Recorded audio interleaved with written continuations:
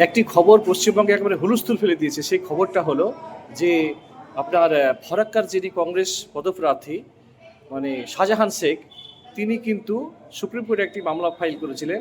সেখানে তিনি জানিয়েছিলেন যে কংগ্রেস আমাকে ভোটে দাঁড়ানোর জন্য টিকিট দিয়েছেন এবং আমার এলাকায় আমার মনোনয়ন পেশের শেষ দিন হলো 6/4/2026 তারিখ।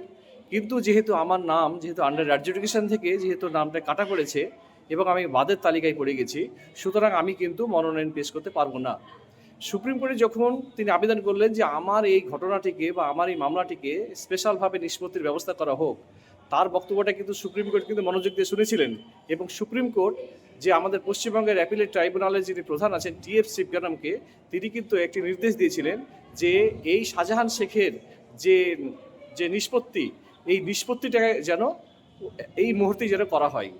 এবং তিনি সুপ্রিম কোর্টের নির্দেশ নিয়ে এসে যখন জমা করলেন যে অ্যাপিলেট ট্রাইব্যুনালের প্রধান টি.এফ. শিবগানামের কাছে, টি.এফ. শিবগানাম কিন্তু সুপ্রিম কোর্টের নির্দেশ অনুসারে তার হিয়ারিংটা কিন্তু গত ইংরেজি 5/4/2026 তারিখ কিন্তু তিনি কিন্তু হিয়ারিং করেছিলেন। এবং হিয়ারিং করার পরে তাকে তিনি তার সমস্ত ডকুমেন্টগুলো দেখেছিলেন এবং তাকে অ্যালাউ করলেন। অ্যালাউ করার পরে তিনি বললেন যে আজ রাত্রি 8টার মানে আজ মানে রবিবার রাত্রি 8টার মধ্যে কিন্তু তার নামটাকে কিন্তু ফাইনাল লিস্টে তুলে দিতে হবে। তো এই ঘটনাটাকে কেন্দ্র করে আপনারা যারা ডিলিট লিস্টে আছেন তারা কিন্তু সকলেই মনে করছেন যে তাহলে বোধহয় আমাদের কাজ বোধহয় অ্যাপিলেট ট্রাইব্যুনালের কাজ বোধহয় শুরু হয়ে গেল। কিন্তু ব্যাপারটা কিন্তু তা নয়।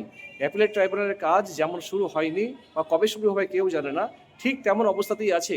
কিন্তু যেহেতু এইখানে শুধু সুপ্রিম কোর্টের একটি নির্দেশনামা ছিল, সুপ্রিম কোর্টের নির্দেশনামা বলেই কিন্তু আপনার অ্যাপিলেট ট্রাইব্যুনালের যে প্রধান টি.এস. শিবগানম, তিনি কিন্তু স্পেশালভাবে ওই শাহজাহান শেখের হিয়ারিংটাই কিন্তু শুধুমাত্র নিয়েছেন বা করেছেন। বাস এতটুকুই, এর বাইরে কিন্তু আর কোনো খবর কিন্তু এখনো পর্যন্ত নেই।